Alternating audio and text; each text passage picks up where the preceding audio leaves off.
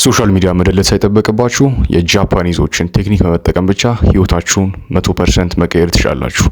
በዛሬው ቪዲዮ ፓወርፉል የሆኑ ጃፓኒዝ ቴክኒኮችን አሳያችኋለሁ ማለት ነው። እነዚህ ቴክኒኮች ተራ ቴክኒኮች አይደሉም። የብዙ ሰውን ላይፍ ኮምፕሊትሊ የቀየሩና ወደ ሰክሰስ የወሰዷቸው እጅግ በጣም ፓወርፉል የሆኑ ቴክኒኮች ነው ማሳያችሁ ማለት ነው። ተከታተሉ።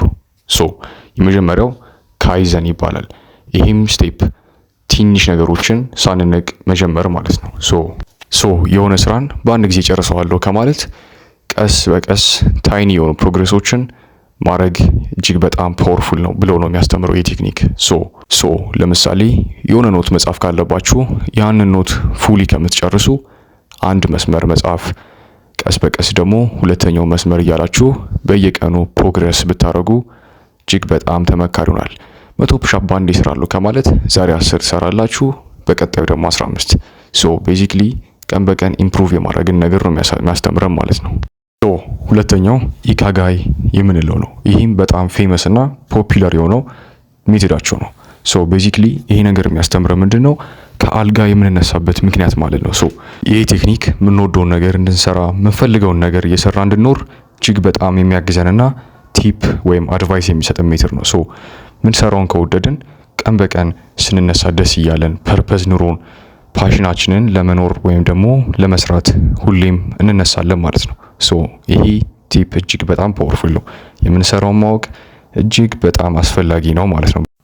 አንዴ መስራት የምንፈልገውንና የምንወደውን ነገር ካገኘን በኋላ ሌዚነስ የሚባል ነገር ወይም ደግሞ ስንፍና የሚባል ነገር መቼም ኤግዚስት አያደርግም። ቀን በቀን ሁሌም ፕሮግረስ ለማድረግ ሁሌም ለመለወጥ እንለፋለን፣ እንሰራለን ማለት ነው። ኢካጋይ እጅግ በጣም ኢምፖርታንት የሆነ ቲፕ ነው።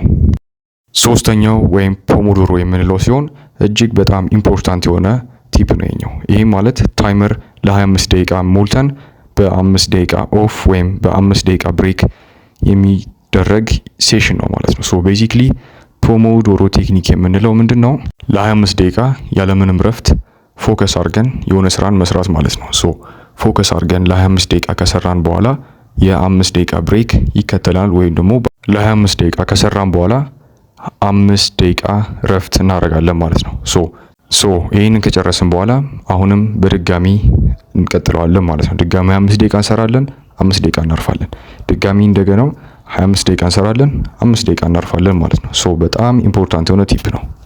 ይሄኛው ደግሞ ሾሺኒ እንለዋለን። ይሄ ማለት እጅግ በጣም ኪዩሪዮሲቲ ወይም ደግሞ ኪዩሪየስ መሆን ነው።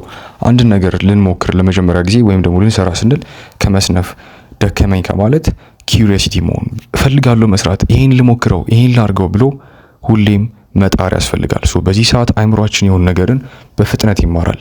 ይህም ደግሞ ለእኛ እጅግ በጣም አስፈላጊ ነገር ነው። በቀጣይ የሆነ ነገርን ለመስራት አዲስ ነገር ለመሞከር በጭራሽ ወደኋላ እንዳትሉ፣ በደስታ ነው መሞከር ያለብን ወይም ደግሞ መስራት ያለብን ማለት ነው። ጃፓኒዞች ለምን እድሜያቸው ይቆያል ወይም ደግሞ ለምን ለብዙ ሰዓት ለብዙ ዓመታት ይኖራሉ ብላችሁ ራሳችሁን ጠይቃችሁ አታውቁም? ወይም ደግሞ ጃፓኒዞች እንዴት ስራን በጣም ኢፌክቲቭ በሆነ መልኩ ይሰራሉ? ዋነኛው ሚስጥር አበላላቸው ነው። ጃፓኒዞች የሚበሉት እስከ 80% ድረስ ነው።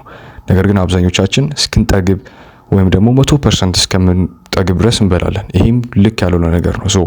ካሁን በኋላ ስንበላ 80% ድረስ ነው መብላት ያለብን። በጣም ከጠገብን ኢነርጂያችን ይወርዳል። አብዛኛው ሰው የሚሸወደው ብዙ በበላ ቁጥር ብዙ ኢነርጂ የሚያገኝ ይመስለዋል። ነገር ግን ይሄ እጅግ በጣም የተሳሳተ አመለካከት ነው። ስንበላ 80% ድረስ መብላት አለብን። በዚህ ሰዓት ኢነርጂያችን ፉል ይሆናል ማለት ነው። ይሄኛውን ቲፕ ለየት የሚያደርገው ደግሞ ሪፍሬሽ ወይም ሪሴት ለማድረግ ነው። የሆነን ስራን ከባድ ስራን ከጨረሰን በኋላ ለ10 ደቂቃ ለ15 ደቂቃ ተፈጥሮ ዛፎችን እያየን አየር መውሰድና ማረፍ እጅግ በጣም ለውጥ ወይም ደግሞ ትልቅ አሁን ያሳያችሁ ፓወርፉል ቲፖች በመጠቀም ልክ እንደ ከትንሽ መጀመር ኢካጋያችንን ወይም ደግሞ የመኖራችን ሚስጥር መፈለግ ማንኛውንም አይነት ስራ ስንሰራ ፖሞዶሮ ቴክኒክን ልክ እንዳሳያችሁ መጠቀም ሰውነታችንን ከ80% በላይ እንድንበላ አለመፍቀድ እና ደግሞ ተፈጥሮ ላይ ብሬክ ወይም ደግሞ ረፍት ማድረግ ያሳያችሁ ቴክኒኮች ናቸው። እነዚህን አፕላይ በማድረግ ህይወታችሁ ላይ ትልቅ ለውጥ ማየት ትችላላችሁ ማለት ነው። ቪዲዮ እንደተመቻችሁ አልጠራጠርም። ላይክ፣ ሼር፣ ሰብስክራይብ ማድረግ እንዳይረሳ። በቀጣይ ቪዲዮ እስከማገኛችሁ ድረስ ይመቻችሁ።